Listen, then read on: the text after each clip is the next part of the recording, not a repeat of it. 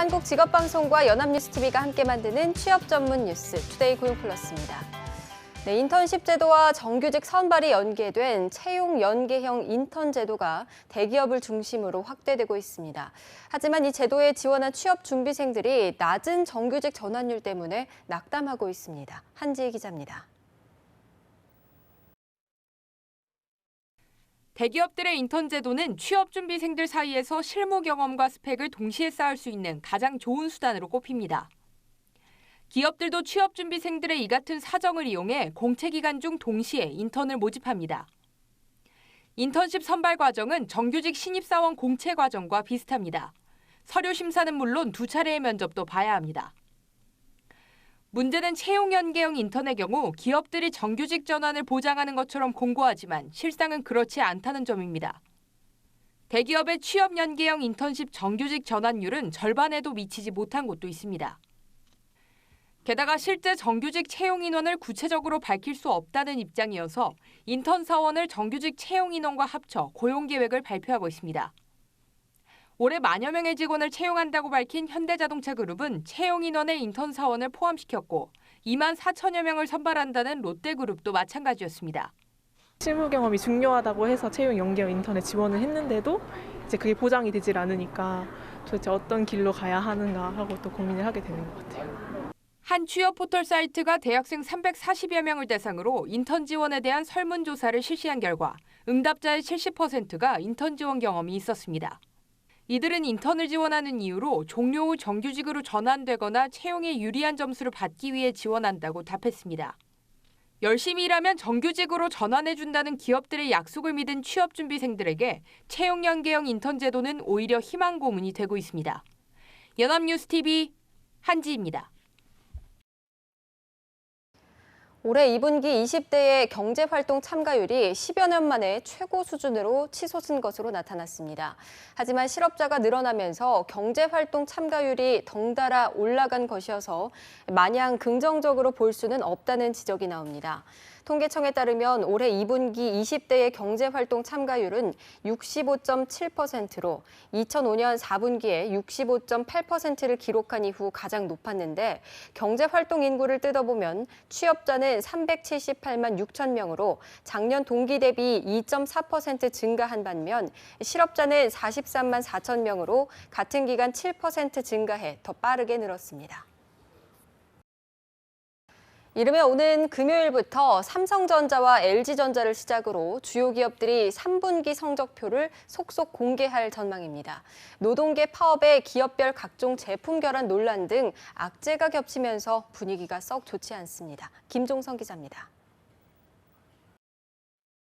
국내 금융정보업체가 상장사 230여 곳의 3분기 영업이익을 예상한 결과 약 38조 원으로 한 달 전 예상보다 2% 줄었습니다. 매출은 0.5%, 순이익은 1%가량 감소했습니다. 이르면 오는 7일 잠정 실적을 내놓는 가전업계의 경우 휴대전화 때문에 고민이 많습니다. 삼성전자는 갤럭시 노트 7 사태 전 3분기 영업이익 전망치가 8조 원을 훌쩍 넘었지만 7조 3천억 원대로 10% 가까이 줄어들 것이란 전망이 나옵니다. LG전자도 스마트폰 G5의 부진 여파로 전분기 대비 영업이익이 최대 40% 이상 줄어들 것이란 추정을 낳고 있습니다. 신흥시장과 내수 부진에 어려움을 겪고 있는 자동차, 좀처럼 수주 소식을 전하지 못하고 있는 조선업계, 정제마진 하락으로 실적 악화가 예상되는 정유업계의 사정도 어렵긴 마찬가지입니다. 더 큰 문제는 향후 실적입니다. 코리아 세일 페스타로 매출이 늘어날 환경이 조성되기는 했지만 노동계 파업으로 공장 조업과 물류 관리에 비상이 걸렸고 기업별로도 크고 작은 악재를 만났기 때문입니다. 현대차 파업과 결합 논란, 아모레퍼시픽 등 화장품, 제약업계의 가습기 살균제 치약 문제, 검찰 수사로 신사업 추진에 애를 먹고 있는 롯데의 사례가 대표적입니다. 나라박 사정도 박지 않습니다. 연말 미국의 기준금리 인상 가능성과 독일 최대 은행 도이체방크의 재정 건전성 문제는 하반기 국내 경기는 물론 기업 실적에 직격탄이 될 수 있는 중요 변수로 꼽힙니다. 연합뉴스TV 김종성입니다. 국내 대기업의 부실 채권 규모가 역대 최고를 기록했습니다. 19조 원을 넘어섰는데 부실의 골이 깊어진 건 구조조정의 여파 때문으로 보입니다. 덩치만 컸지 속은 부실하다는 겁니다. 남현우 기자입니다. 국내 대기업의 부실 채권 규모가 관련 통계가 시작된 이래 처음으로 19조 원을 넘었습니다. 작년 말 17조 6,945억 원이었던 대기업 부실 채권 규모가 올해 상반기 19조 723억 원으로 1조 3,778억 원 늘었습니다.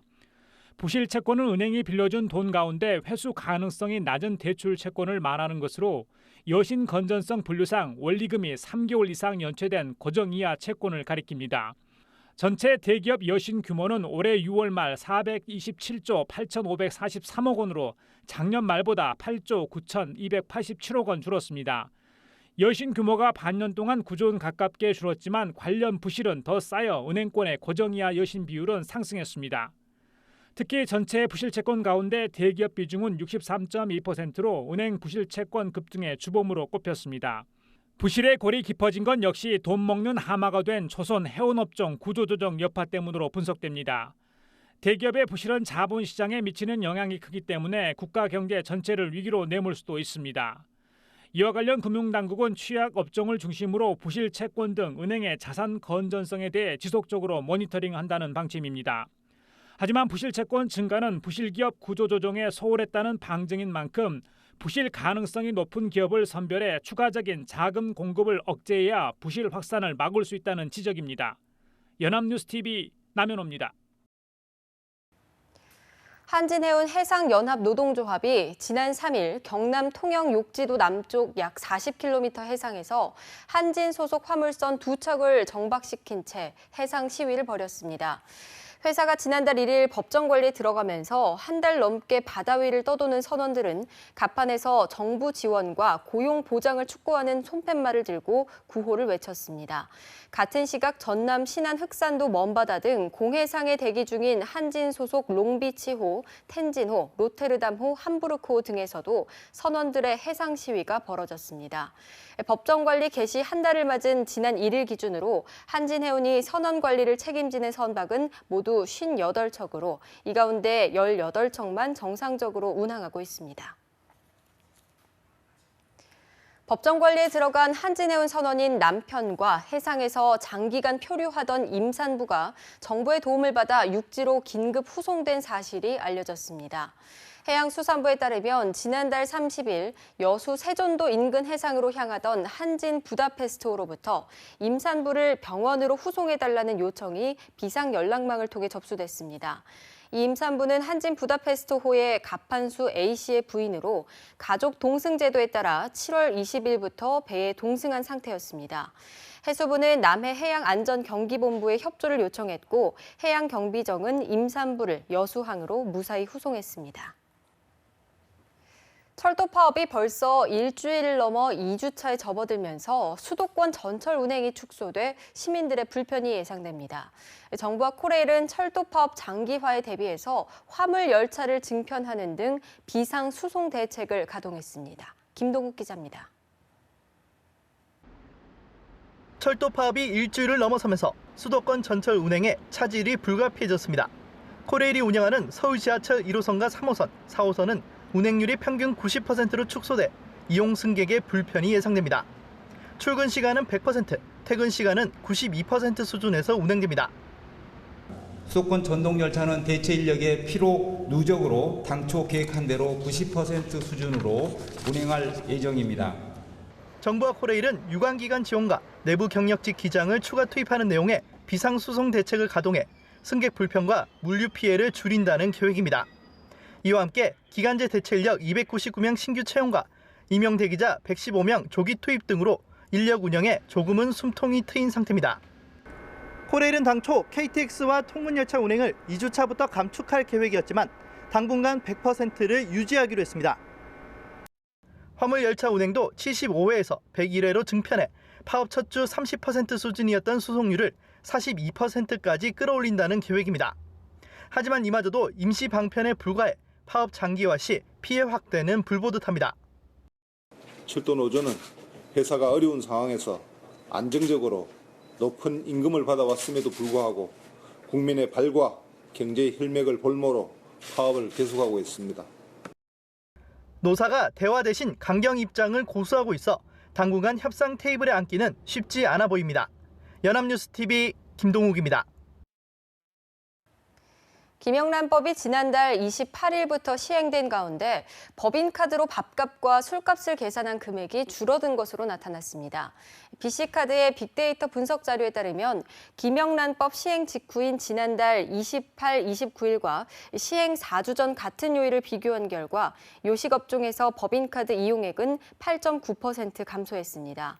한정식집 사용액이 17.9% 줄어 감소폭이 가장 컸고 중국 음식점이 15.6% 줄어서 뒤를 이었습니다. 국세청 공무원의 1%도 채 되지 않는 행정고시 출신이 고위공무원 보직의 4분의 3 이상을 차지하고 있는 것으로 나타났습니다. 국세청이 더불어민주당 김종민 의원실에 제출한 자료에 따르면 국세청 공무원 19,000여 명 중 행정고시 출신은 176명으로 0.9%에 불과하지만 국세청 고위공무원 34명 중 76%인 26명이 행정고시 출신인 것으로 드러났습니다. 김 의원은 형평성과 공정성 차원에서 행시 출신의 국세청 권력 독점화 현상은 개선돼야 한다고 밝혔습니다. 일본에서 운전자에게 말동무를 해줄 수 있는 미니 로봇이 개발됐습니다. 컵 안에 쏙 들어가는 깜찍한 크기로 간단한 대화가 가능하다고 합니다. 방주희 PD입니다. 손 안에 쏙 들어오는 앙증맞은 사이즈의 작은 로봇 키로보. 소리가 나는 쪽으로 고개를 돌려 반응하기도 하고 키로보. 눈에 장착된 조명을 깜빡이거나 고개나 손을 움직여 감정을 표현하기도 합니다.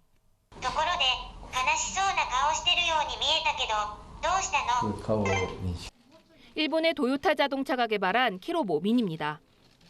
높이 10cm, 무게 183g의 깜찍한 크기의 이 로봇은 운전자들의 말동무를 위해 개발됐습니다. 카메라와 마이크, 블루투스가 내장되어 있고 센서가 장착되어 있어 다양한 움직임과 대화가 가능합니다. 특히 급정거를 하거나 시동을 끄는 등 운전 상황에 맞는 반응을 합니다. 도요타 측은 사람들이 마음을 터놓을 수 있는 커뮤니케이션 파트너를 목표로 로봇을 개발했다고 밝혔습니다. 가격은 세금을 포함해 40만 원대에 구입할 수 있는데 올 겨울 예약 판매를 시작해 내년에 본격 시판될 예정입니다. 연합뉴스TV 방주입니다.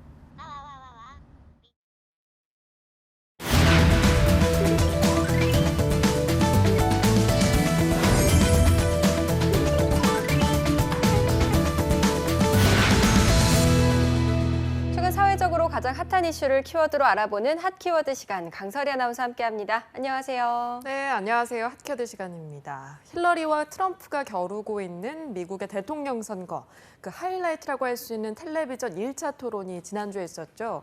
이 토론에서는 한국 경제와 밀접한 이슈들도 많이 등장했습니다. 네, 1억 명 이상이 시청을 해서 달 착륙 이후에 가장 큰 TV 이벤트라 이렇게 말을 했죠. 저도 관심 있게 봤는데요. 주한미군, 한미 FTA 등 우리나라와 관련된 이슈들이 정말 쟁점이 됐더라고요. 그렇습니다. 우리나라에게 미국은 중국에 이어서 제2의 교역국이자 한국에 가장 많은 투자를 하고 있는 나라인데요. 미국의 대통령이 어떤 사람이 되느냐는 건 우리 경제에 엄청난 영향을 미치게 됩니다. 게다가 공화당의 도널드 트럼프 후보는 역대 그 어떤 후보들보다 급진적인 정책을 하고 있죠.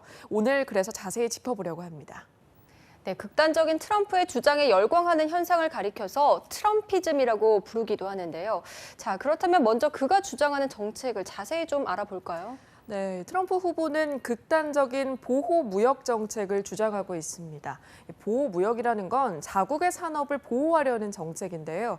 그래서 이전에 맺어진 자유무역 협정을 비난하면서 재협상을 주장하고 있습니다. 그의 발언을 들어보겠습니다.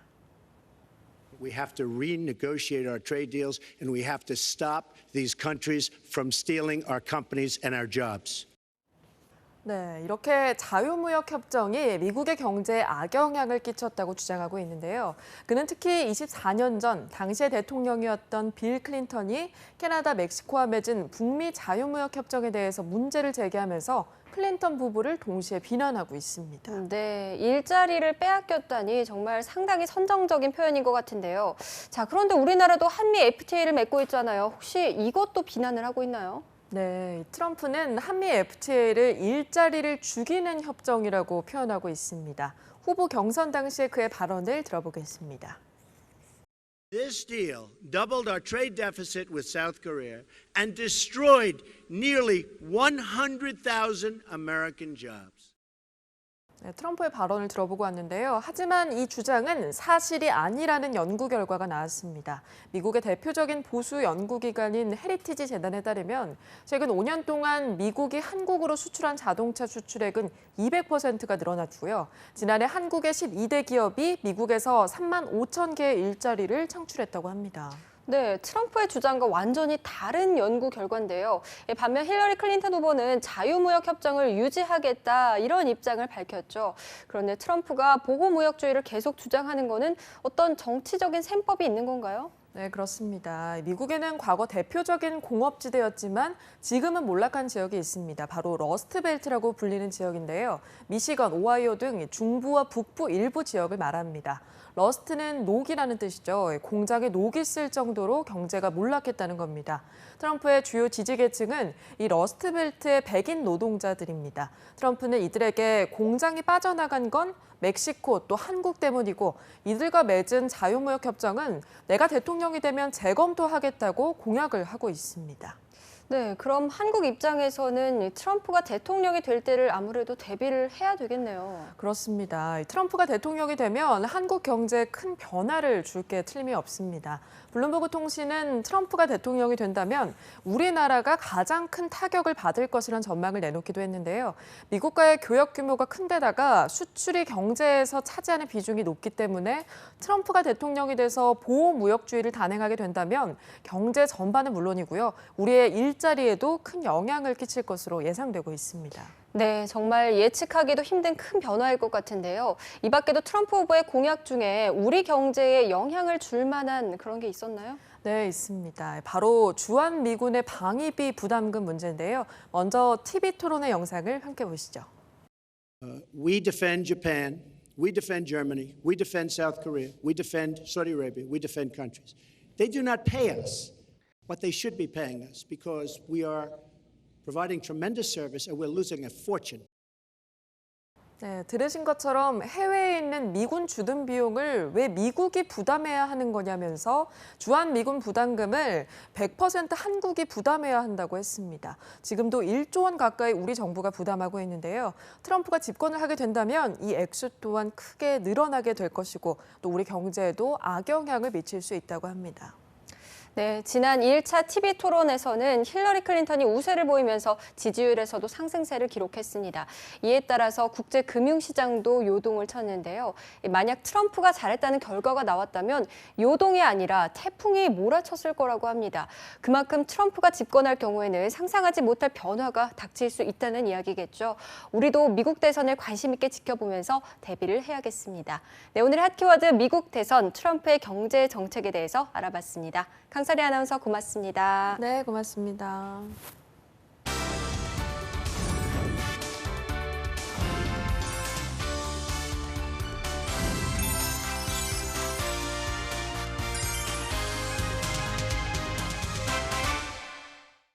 투데이 고용 플러스 오늘 준비한 소식은 여기까지입니다. 시청해주신 여러분 고맙습니다.